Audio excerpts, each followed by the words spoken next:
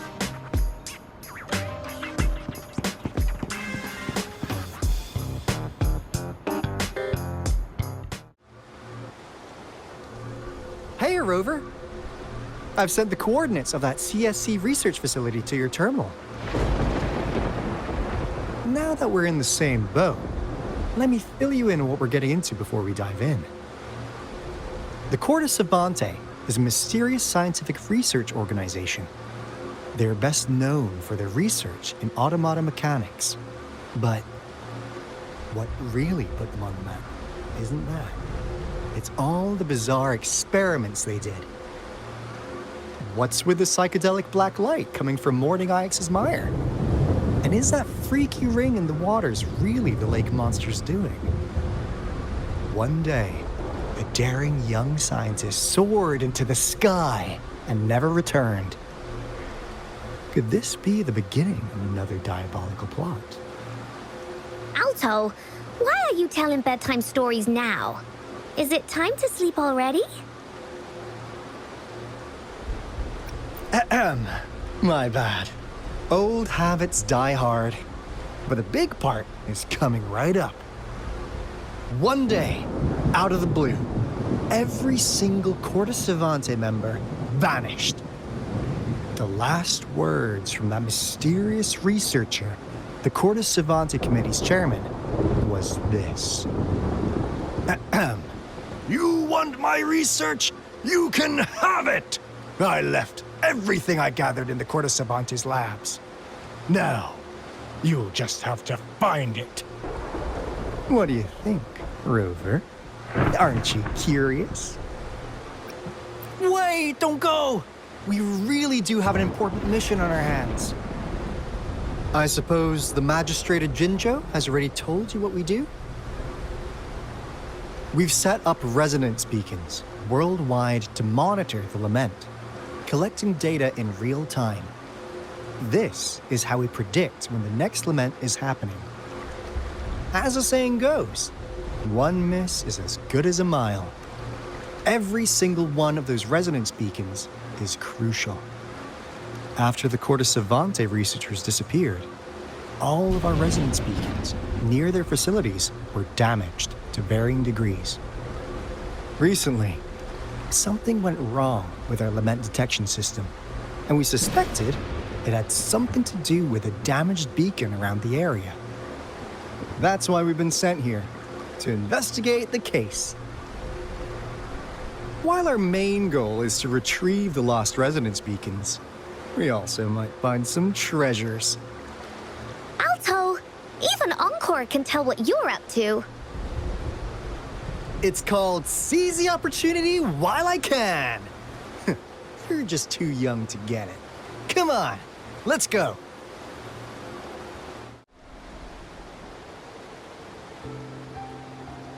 This is the place. Ugh. Those savants really love their puzzles. No wonder folks never managed to get inside after all these years. Their security's top-notch. That's because Aalto set off the security alarm, and now the gate's closed. Ugh. Anyway, we've got to figure out how to open it up again.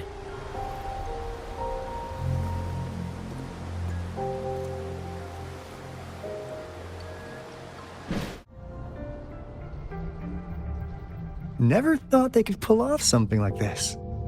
Incredible. The Retroact Rain is essentially a form of condensed remnant energy from the etheric sea. Various events across space and time from every dimension are recorded in the form of remnant energy. The Retroact Rain conjures illusions of past events for those exposed to it. That rain curtain we saw earlier was probably the result of their experiments. Before the Retroact Rain forms, it goes through 3 stages. In the first stage, it looks just like any regular rain. And what we're seeing now should be the second stage. Water droplets floating in midair, being absolutely still. I've heard of plenty independent studies on the Retroact Rain. Most of the researchers were driven by their obsessions, while some wanted to relive a particular experience, and others yearned to reunite with their loved ones. But look at all these devices here! The sheer scale of this research is really something. It really makes one wonder, what on earth were they trying to bring back with such a massive Retroact Rain? Crystal potion, glass barometer, instant noodles, packet of nuts. Nothing too fancy. Oh, wow! A game card that went out of sale decades ago! Lucky me. Hey, Rover! How's it going on your end? Found anything good? I've collected some things, but not much. It didn't take us long to solve that puzzle mechanic. Thanks to your help. Oh? Do you happen to know someone from the Court of Savante? I'm really looking forward to making more deals with you. What do you want to know about the Black Shores? All right. No more beating around the bush. Yeah, we've had our eyes on you. But please, trust me, we don't mean anything bad. We just wanted to make sure you're a dependable ally. The Black Shores members all work together to save the world from the Lament crisis. We've got talents from all walks of life, including skilled hackers, explosive experts, and even feng shui masters. You name it, we have it. We like your skills and methods. So what do you say? Ready to jump on board? I'm just an insignificant consultant at the Black Shores, so I don't know that much about all its hidden secrets. But I believe the piece of intel I'm about to share with you will make this trip worth your effort. This is not the first time you've been reawakened. Last time, you woke up at the Black Shores. Rover, we share the same goal. We're both aiming to fight against the Threnodians and prevent the Lament crisis. Yep! Onkar can prove it. The Threnodian is a bad guy, and Onkar and Aalto are the heroes of justice! So we're gonna stop the bad guys! I understand. Trust isn't something you could afford to give out that easily. Remember the Blake bloom I gave you earlier? It's more than just a symbol. It also holds the key to our headquarters. I'm sure it'll come in handy for you. Phew! Anyway, mission accomplished! We've got the resonance beacon secured, plus a sweet bonus of Court of Savante's big secrets. Glad I got you on board, Rover. Looking forward to our future collaborations.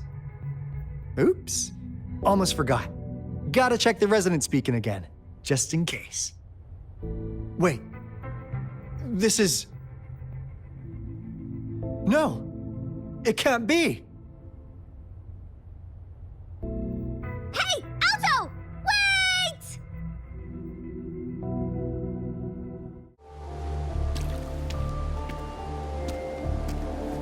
Encore heard lightning. When there's lightning, it's gonna rain. And when it's gonna rain, Encore should bring an umbrella.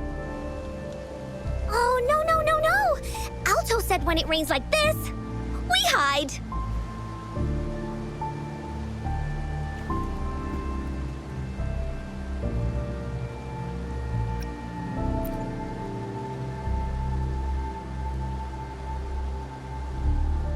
No. This is... It's the real Retroact Rain.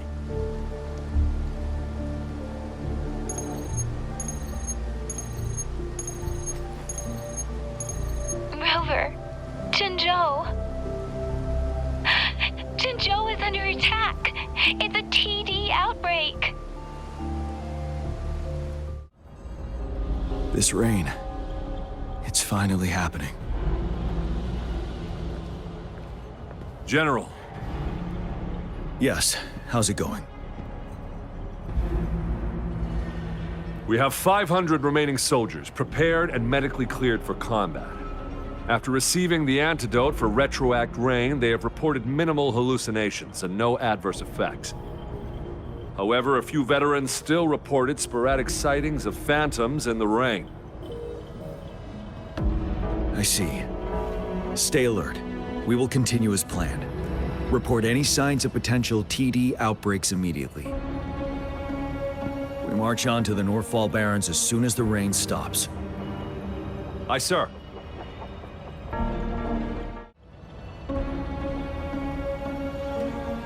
General. We've got all equipment repaired, tactite weapons adjusted and given to the resonators. Non-resonators are also equipped and prepared for action. But the rain's getting heavier. Should we take shelter for the time being? One of our combat medics claims it's no ordinary downpour, and he strongly advises holding off any moves until it clears. Though young, his sharp intuition has been proven in previous battles. You've seen it firsthand.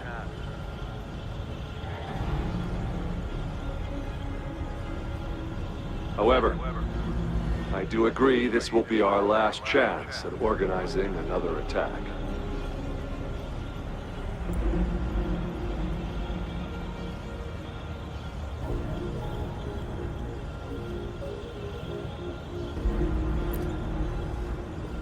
Sir, his name is...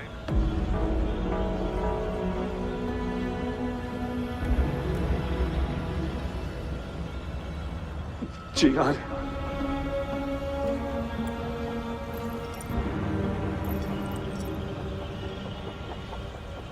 General, help. Please, help me.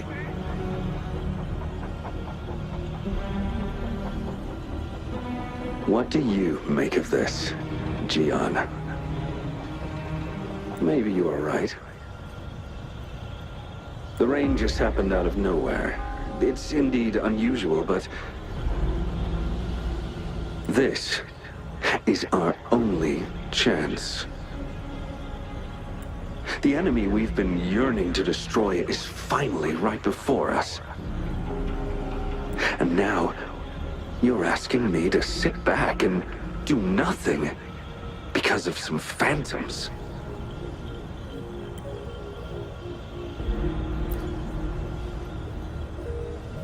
Silence?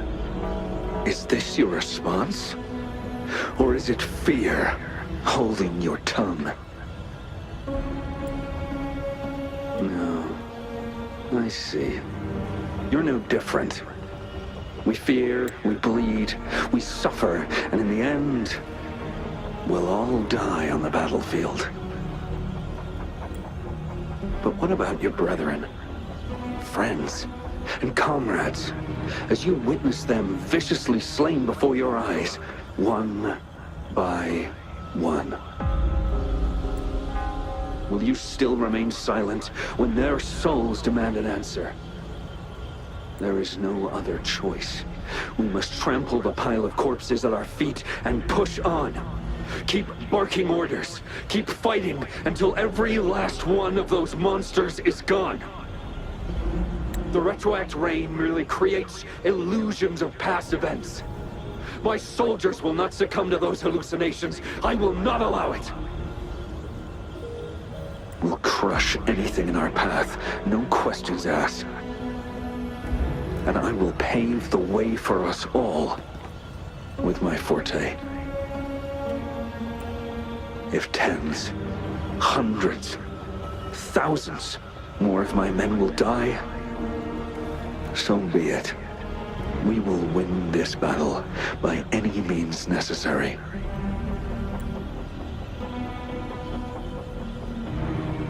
Jiyan, I have a question for you. What would you have done on that day if you were in my position? Whatever you say, I'll never answer those brave souls with such silence and cowardice.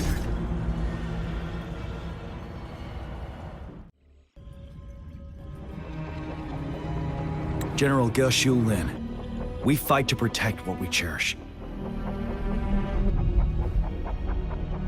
We cherish our comrades not out of cowardice or fear, but out of trust.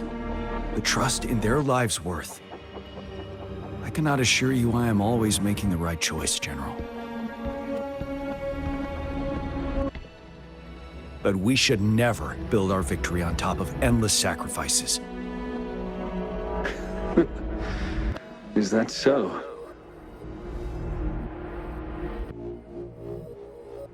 As I see it, we're cut from the same cloth, you and I.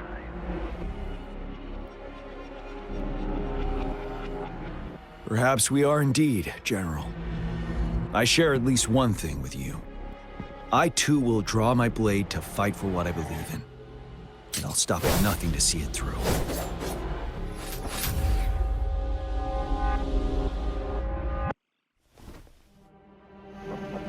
General.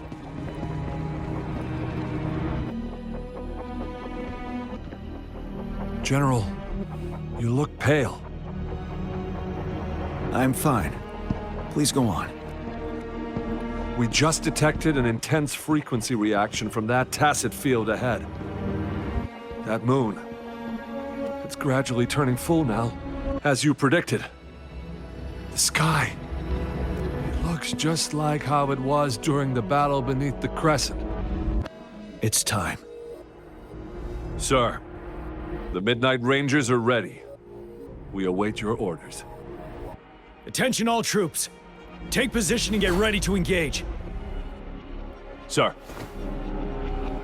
When the moon turns full, the roving traveler shall return. The prophecy is being fulfilled. Here they are. They're not coming at us. Are they trying to protect something, or are they waiting for commands? With a TD outbreak of this magnitude and organization, someone must be orchestrating it. Could it be? And that's all we've gathered so far. If the wounded can't be transferred to hospitals in time, take them to my tea house and boxing gym. We can set up temporary medical points there. Thank you, Mr. Yuanwu. As a citizen, it is my obligation to aid in the face of this immense danger. I'll do my best to assist. This is one of the largest TD outbreaks I've witnessed. There have already been quite a few casualties. It seems far from over yet. I still have some supplies with me. Please, take them. Stay safe out there. Rover, remember what I told you earlier? The Retroact Rain is essentially condensed droplets of remnant energy that fall from the etheric sea. This remnant energy makes it a magnet for tacit discords. It records events from all times and places, allowing those who come in contact with it to witness illusions of past events. That's what we call the phantoms of Retroact Rain. It kind of works like how resonators resonate with the world. The more you're exposed to the rain, the more realistic those phantoms become. Oh, and here's another interesting fact about the Retroact Rain.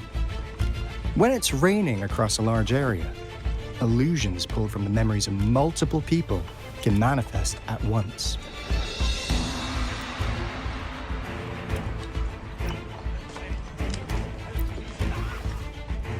Nice catch, Rover. 𝐵𝐺𝐻 has been a battleground for centuries. That's why it has to deal with the Threnodium that represents the concept of war. And wars will lead to deaths. Once the Retroact Rain reaches its final stage, there'll be thousands of phantoms. Phantoms of dead soldiers and tacit discords.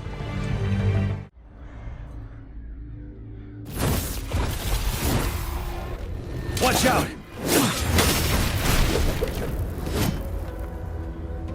It's him, General.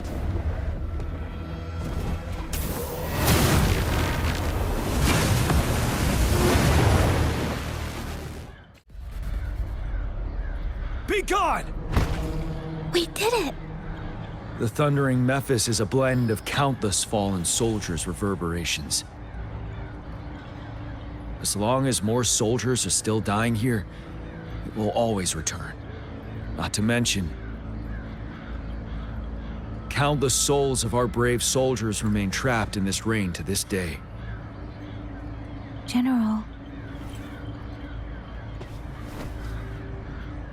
Sorry.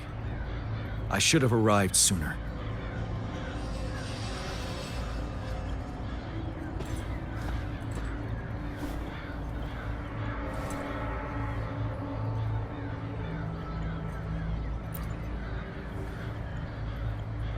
The honor is mine, Rover. Madam Magistrate and 𝐿𝐴𝐺𝐸 have informed me of your willingness to assist us. Thank you for lending us a hand.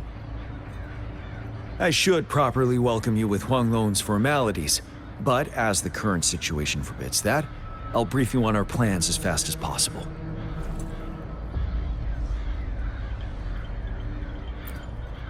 I've heard about your deeds from Madam Magistrate.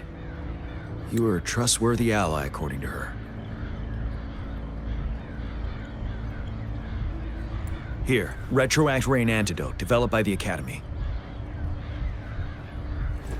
While the antidote cannot shield you from its effects entirely, it should at least lessen the hallucinations. For someone to show up as a phantom in the Retroact Rain, 2 conditions must be met. Prior exposure to the rain, and a deep connection to the affected area.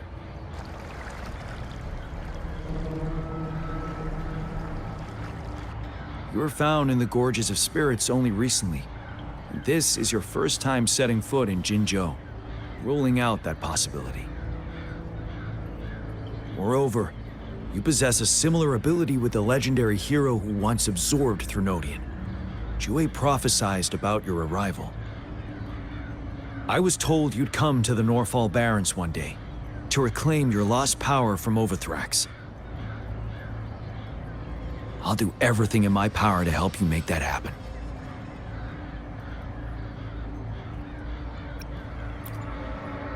Yes, Madam Magistrate might not be aware of this as it happened before she was appointed. On the day I was selected to be the next general, 𝐵𝐺𝐻𝐻 told me this. Beneath the full moon, guide the returning one to confront Threnodian. From the threat itself, he shall reclaim the power to conquer it. And if you are indeed the returning one mentioned here, we may actually get rid of that monster once and for all. You might have noticed something off about that moon. We call it the Void Plenilune. Once it fully takes shape, Overthrax, the Threnodian of war, would be reawakening soon.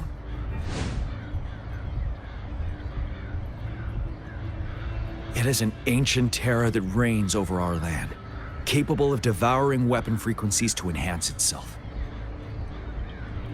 The Northfall Barrens have become a massive graveyard of weapons after countless battles. Those weapons would have made it even stronger than before. But we must act now. The Void Plenilune is already visible. We must contain the Threnodian swiftly. Any delay could allow it to recover and become harder to deal with.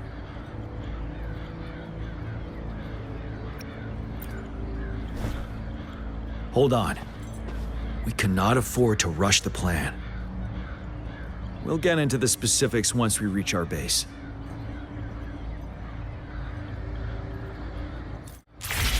I've taken care of all the tacit discords nearby on my way here.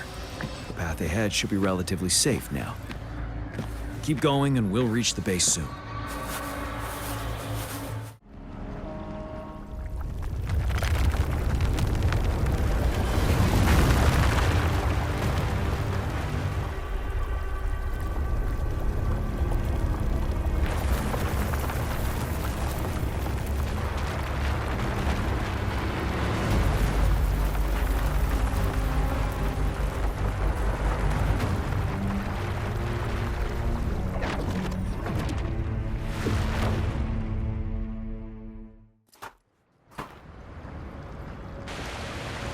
Overthrax's towering statue, built from repurposed weapons and debris, has long loomed over Jinzhou as a foreboding symbol of our ongoing struggle.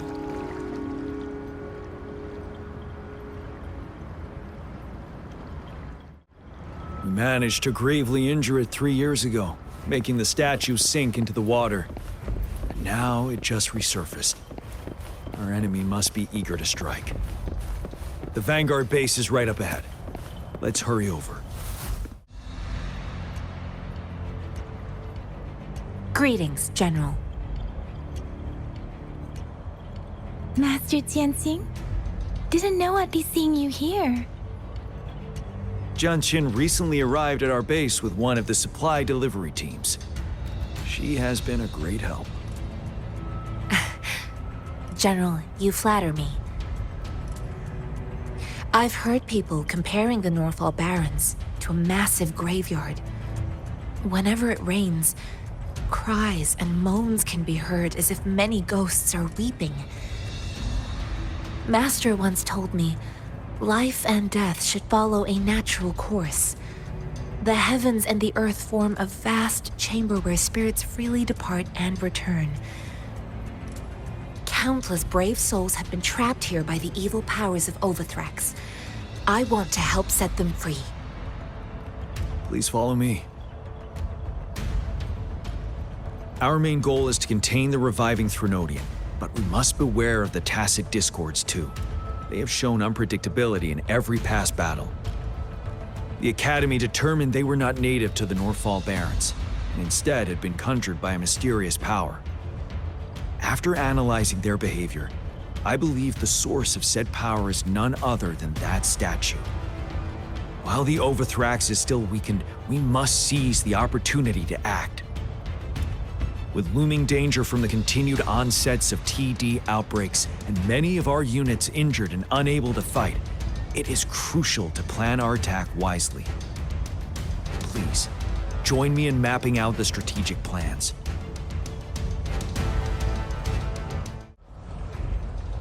I have split all combat units into 3 factions. The ranged units team will provide fire support from afar, while the infantry team engages in close combat. Lastly, we have the special task force of Rover, Lingyang, Jiyan, and me. Allow me to introduce Kong Lin, leader of the ranged units team. And this is Yuanwu. He's in charge of the infantry team. This is a topographical map of the Northfall Barrens. The Overthrax's power limits our reach. Outrider scouts can't go beyond the Northfall Barrens and Valley Junction. The deepest we ventured was 3 years ago, when we discovered the suspended ruins in its hinterland.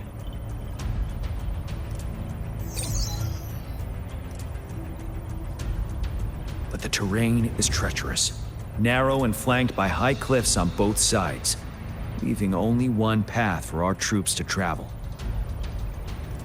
On the other hand, our enemies must take the same route if they want to attack us. With the Overthrax reorganizing their frequencies and bringing them back, we will face endless waves of attacks. Every time we cut down an enemy, it gains more power. Time is of the essence. We cannot afford a prolonged battle. We must swiftly and safely get our strongest units in the heart of the battlefield, reach that statue, and take down Overthrax in time. Rover, let's plan carefully and use each team's strength to our advantage. First, our ranged units. Armed with long-range weapons, they can strike from a distance. But we need to strategize based on the terrain, topography, and enemy forces. If we manipulate the terrain to our advantage, our strikes will be more effective and cover a larger range. Where should we deploy the ranged units?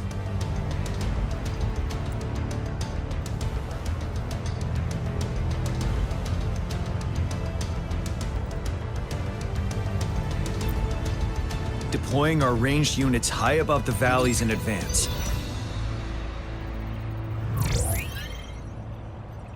This way, they'll provide cover for our close combat forces while staying safe themselves. We'll use their range advantage to the fullest. It's a smart move. Next, the infantry. They have been trained and equipped for close combat. The heart of Norfall Valley is our main battleground, where we'll fight our enemies head-on. We need to plan our attack wisely. How should the infantry engage enemy targets?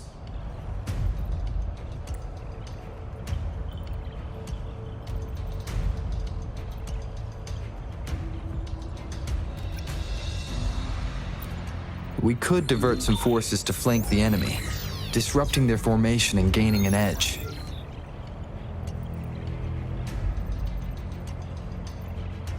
However, a successful outflank requires a wide battlefield, but the small passage of Norfall Barrens limits our options for movement.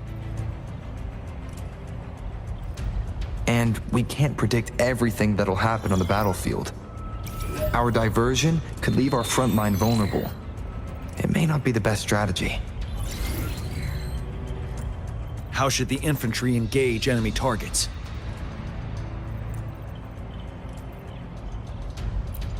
Now that the narrow terrain has dictated an inevitable confrontation, the infantry will attack head-on, breaking their line. Then our task force can strike where they're vulnerable. A reasonable choice.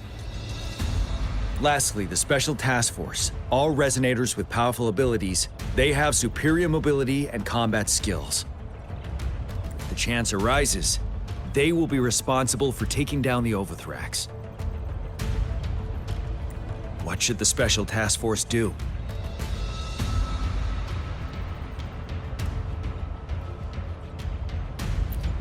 We'll join our effort to break through their defenses and crush their source of power.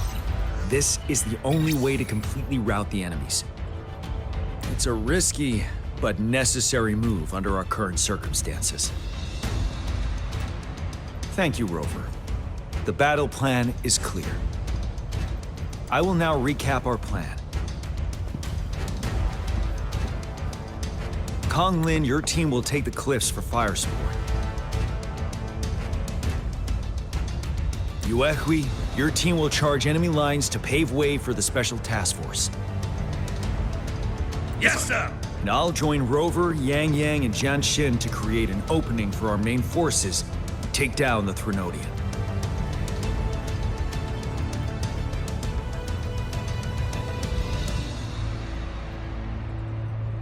Good. Are we all clear on what to do? Our next move is to reclaim the disruptor and break through the ground wave barrier.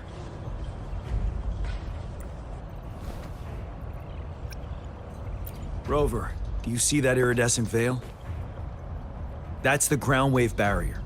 Overthrax set it up to absorb frequencies in the Northfall Barrens without interruption. One of our top priorities now is to protect the disruptor from tacit discord attacks.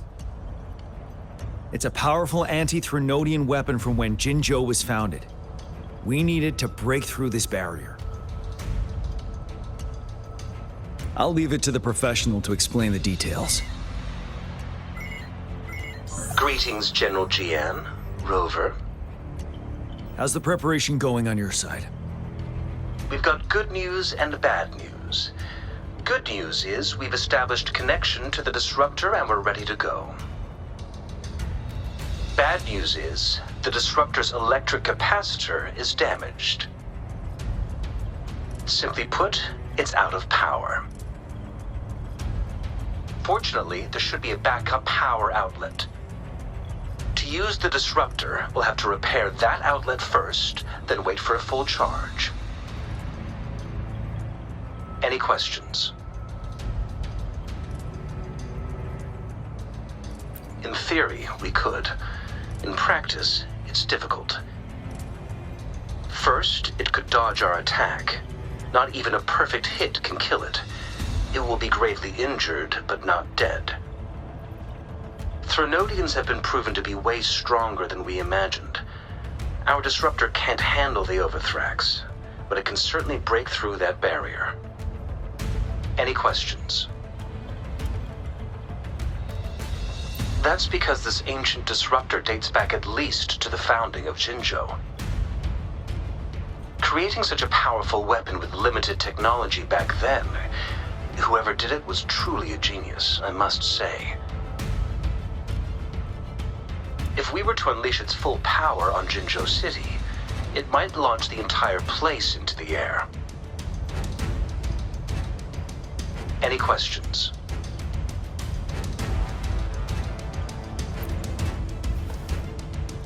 I can, but it takes time.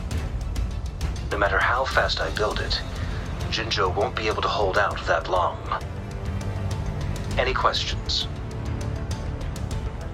By the way, this is a weapon of mass destruction. The capital would want strict control over its use, I assume. Will they really approve our application? Magistrate and I have it covered. Trust me. All right. We'll be waiting for the green light. Lastly, we've got more bad news. 𝐵𝐺, please fill us in. Yes. Rover, I am currently monitoring the tacit discord attacks from the Academy to design a safer route for you.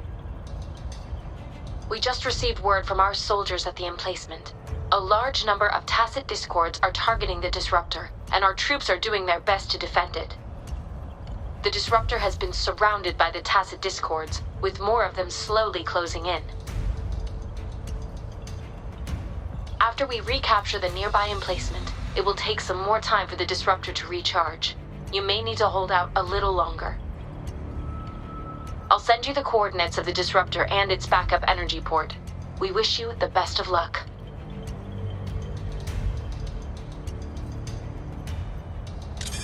I trust we all understand the situation now.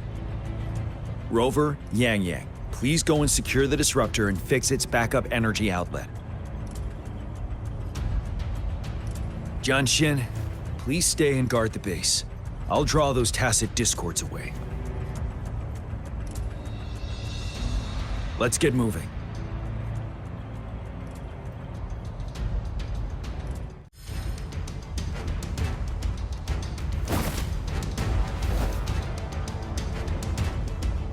General. Well done.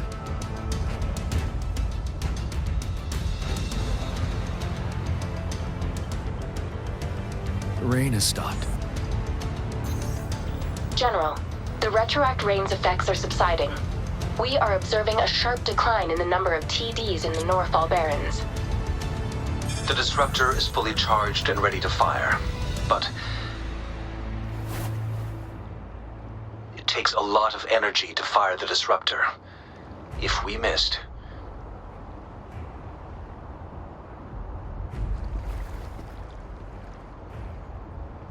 This is our only chance. Greetings. Can you hear me? As the Magistrate of Jinzhou, I've obtained the approval to use the disruptor in combat. The enormous energy consumption, the risk of a misfire, and the weight of this decision, I will bear the responsibility. I alone will be accountable for the outcome of this battle, whatever it may be. General, Rover, please march on. May victory prevail the lasting night. I pray for your safe return. Thank you for your trust, Madam Magistrate. No need for that, General. We've always shared the same goal, you and I. Attention all units. Do everything you can to assist. You are authorized to use the disruptor. Target the Norfall Barrens. Defend Jinzhou at all costs!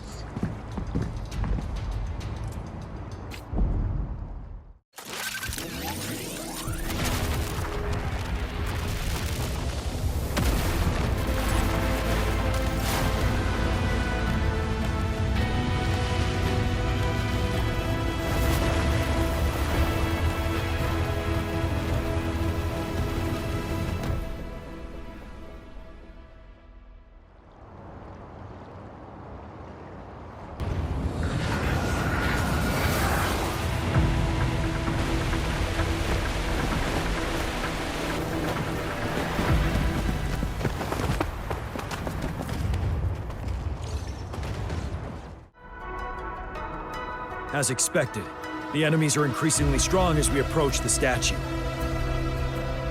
Have you been injured, Rover, Yang?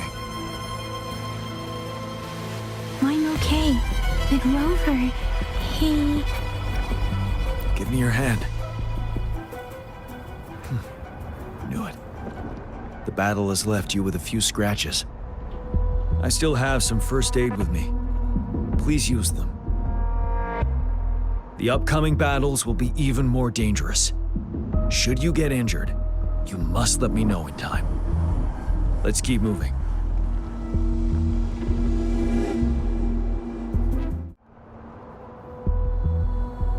These rocks are blocking our way. We'll need to get rid of them. Finally. Rover, you hear me? Our signals got blocked off by the Threnodian's power. Took us a lot of effort to make this call get through. I have to say, your terminal has a very intriguing design. We'd love to thoroughly investigate it once we have the chance. Now back to business. We are aware of your situation. Luckily, your current location is still within the disruptor's range. We can provide fire support. You've seen what the disruptor is capable of. We can turn down the output power, but I strongly advise finding cover far away. The structure of this building is almost entirely destroyed. We'll need to create a safe space where we can take cover. There is a floating platform over there. Perhaps we can make use of it.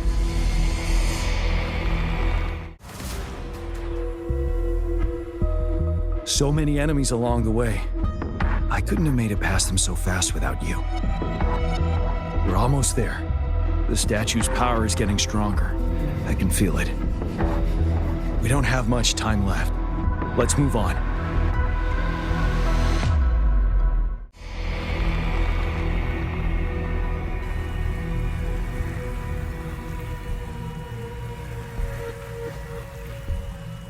The road ahead is completely blocked off. You choose where the disruptor's last blast hits. Make it count, Rover. May it cleave out a path for us.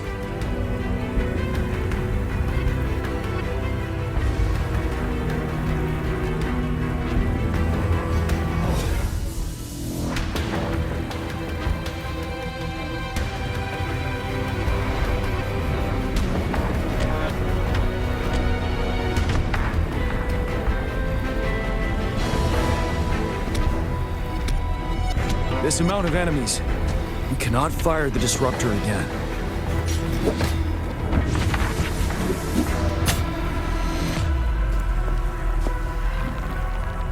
Yang, you... The Threnodian is only going to summon more of them as we go. We need someone to keep them away and escort the others into the statue. I understand you're planning to do it yourself, General, but I think I am better suited for this task.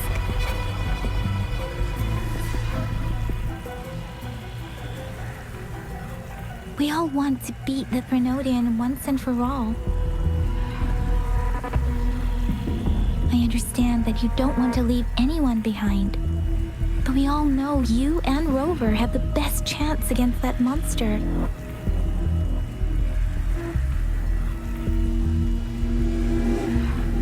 Now that our shared goal is within hand's reach, I do not want to let it slip away. Indeed, Yang. Turns out I was the one being indecisive.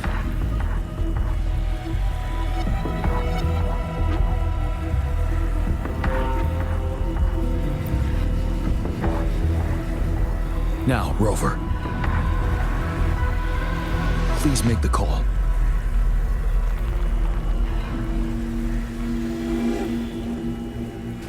I'll stand guard here. The Threnodian will not be able to draw more power from the monsters.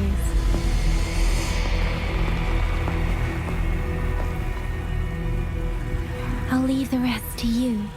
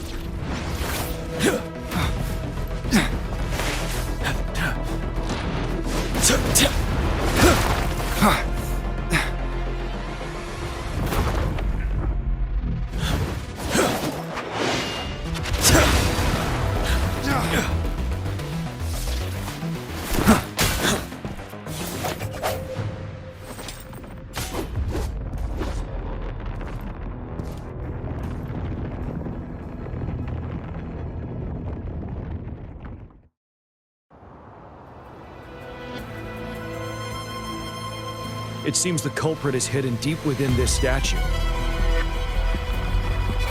This will be our final battle with the Threnodian. Rover, are you ready?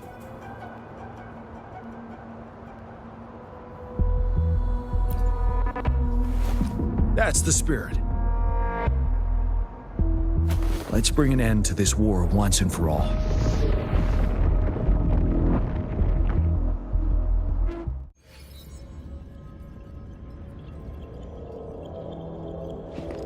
That's another moon. What on earth is happening?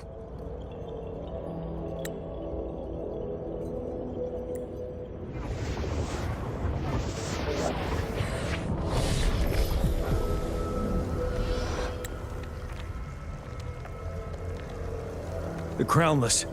The Threnodian has reconstructed its frequencies.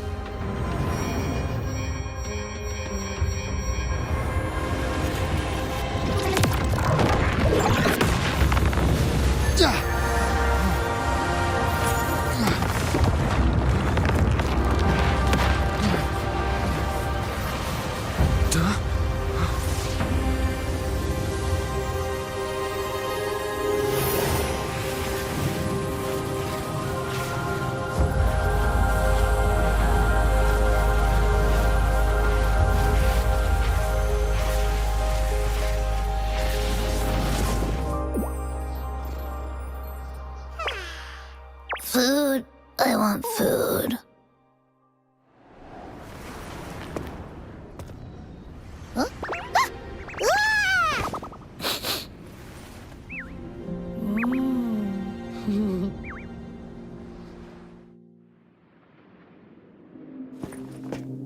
As the conceptualization of war, somehow it opted to flee instead of fighting us properly.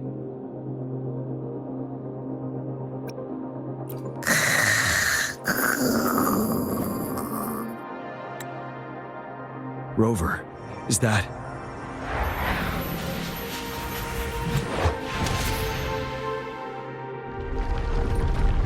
This place is collapsing soon. Let's get out of here first.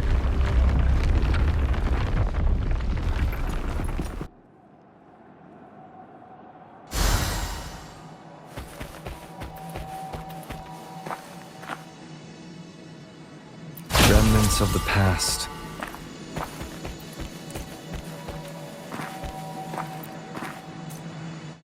Gather round, I have a tale to spin. Our feather-haired maiden faces a horde of beasts. And just in time, a ray of light. Sunbeams burst through the clouds, banishing darkness out of sight.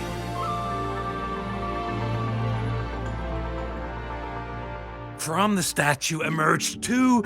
Guess who we have? None other than General Jiyan and the legendary Rover. And lo, ruins fell, a colossus shattered, the Overthrax meets its defeat. Mountains and rivers exulted in glee as the war's finale came to be. As they say, why fear when fate is ours to shape? Amidst setbacks, heroes will rise to conquer. Their determination fuels the fire of hope in our darkest hour. Under starlit skies we battled, divine rune roaring above. Now victorious, our songs of triumph shall shake the clouds. And our story goes on.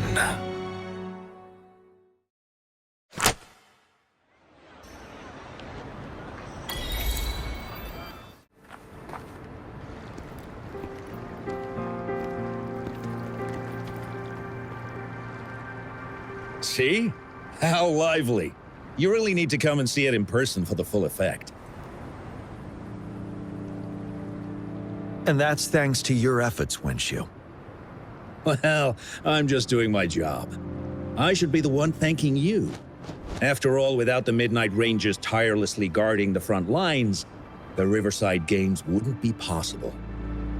Don't always be so tense. Sometimes you have to give yourself a breather. It's not good to push yourself too hard. So, how about picking up an event to participate in? Wenxiu, thank you, but you don't have to pitch me. Why not? Go, enjoy your youth. I would have rushed to sign up if I was still young. Rover, it's good to see you here. Oh, I guess you must be the Rover. Nice to meet you. I'm the director of the Riverside Games. You can call me Wenxiu. Huh. I almost dropped the ball on this one. I would have forgotten to send out those invitations without Jiyan's reminder. It's not worth mentioning, Wenxiu. This is the first Riverside Games in many years, and you must have been busy with various matters. I only offered a little help when I could. Rover, it's a slow day today. Please take a break and have some fun. That's right. Go participate in the event, you two. That's how you enjoy your day off. Of course. The Jinzhou Riverside Games is an event for all people to enjoy. Indeed.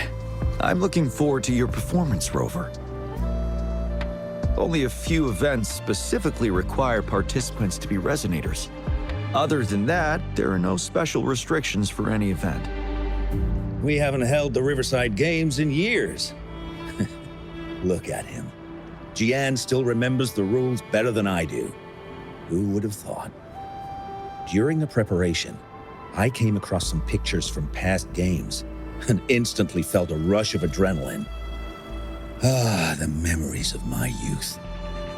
It's a pity that the Midnight Rangers are always on the front lines, getting ready for emergencies. The Riverside Games is their only chance to relax and have some fun.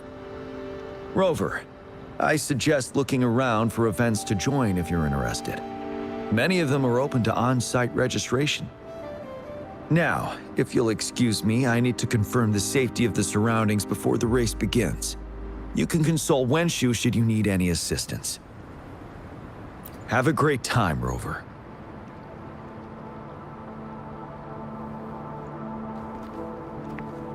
Oh well, I didn't invite him over for that. I hoped he'd come and relax, not find a new place to work. On the other hand, we couldn't have brought the situation at the borders under control without Jiyan's prudence. Sorry, I'm getting off track. The Gullpuff relay is about to start, and I have to go to the scene in case anything happens. Especially those still warming up in the backup lane. Gotta bring them over. Rover, are you coming with me?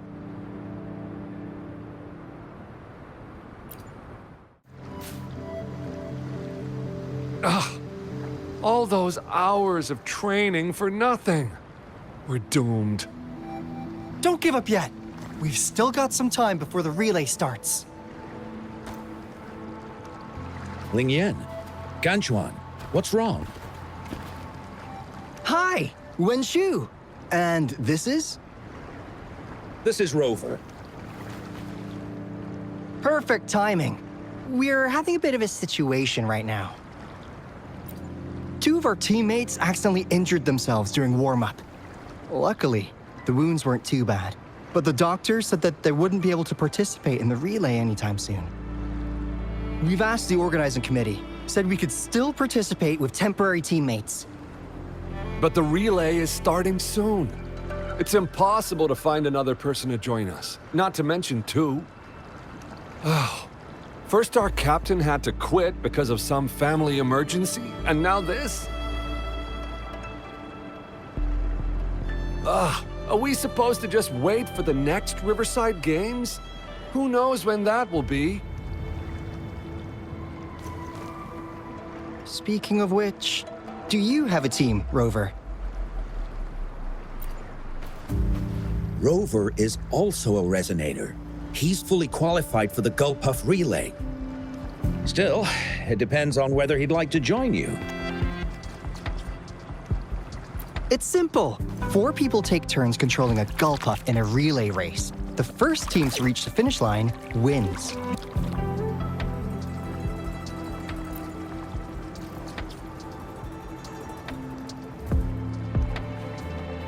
Thank you so much. If we could get the prize money, we'll definitely split it with you. That's right.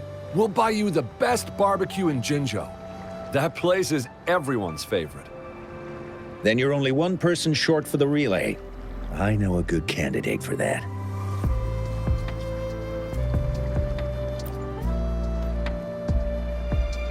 Who?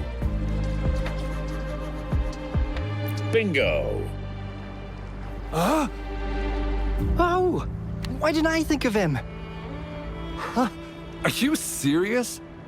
The General doesn't look like he'd be interested in events like this. Well, there's more to your General than you know. That's all I can say.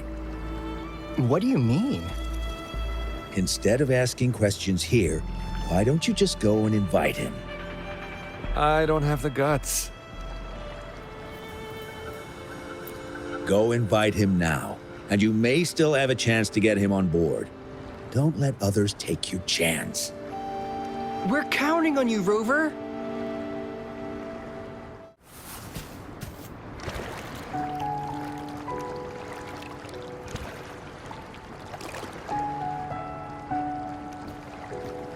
Rover, what are you doing here? Have you found any event that you're interested in?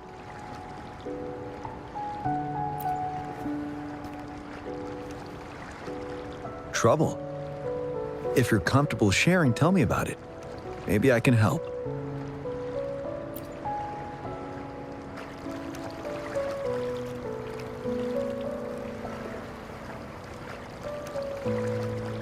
So, you want me to join the relay as your temporary teammate?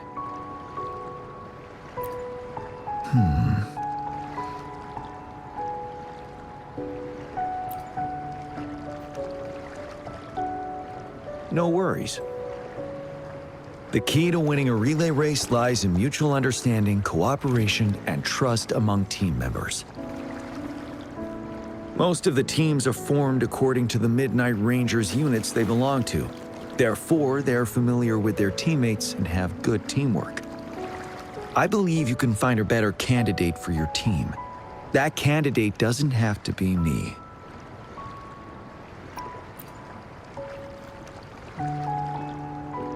Joining you, I see. Might be fun. But given we never trained together before, it may prove challenging to win.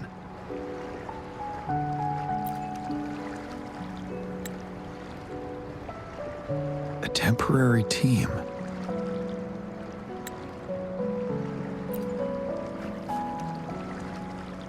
I'm fine. Thank you for asking.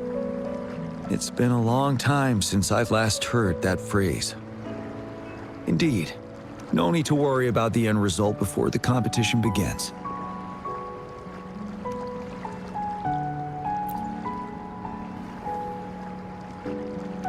Yes, I'll join you. Spectators are gathering along the lanes. The race should start soon. Let's go join our new teammates. Huh.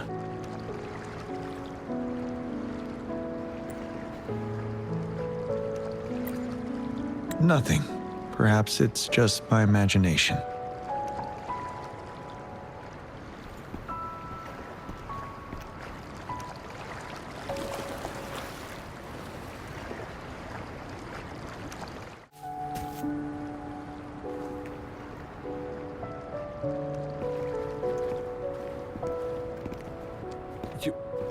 You managed to rope the general in? Greetings, General Jiyan, Rover. Rover has told me what happened. I will join you. Hooray! Now we can join the race. With General Jiyan and Rover on our side, maybe we can even aim for a new record. Not to be a party pooper here, but as a last-minute team, we probably won't hit the record. Unless... Unless what? Sorry. Forget about it.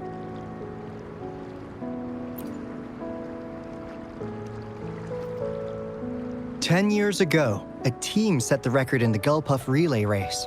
That record remains unbeaten to this day. Since then, every time the games are held, a major highlight is whether the record will be broken. Yeah, I really wanted to learn from their strategy.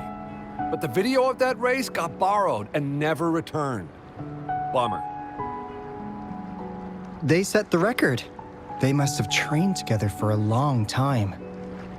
Well, we're a temporary team. Would have been able to learn much from it anyway.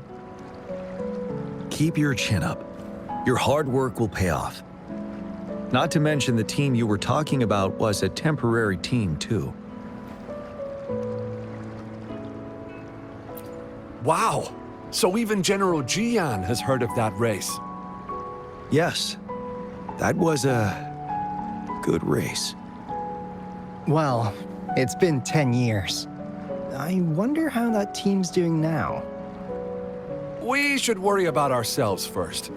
There's not much time left, and we haven't even decided the relay order. Ah! The relay order! It used to be decided by the captain.